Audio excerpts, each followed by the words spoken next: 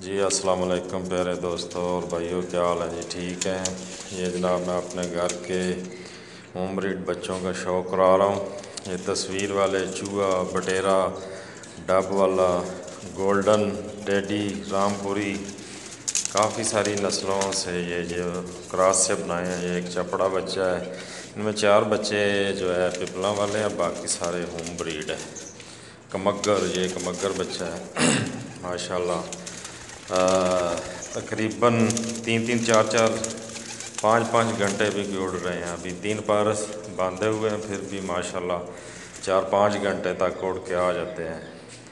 अभी नए उड़ाने शुरू किए हैं, तो 3-3 पार बांध के अभी इनको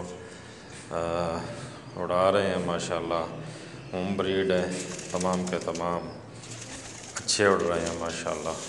ये बड़े जो बच्चे हैं, पट्ठे हैं, ये पिपला वाले हैं, बाकी सारे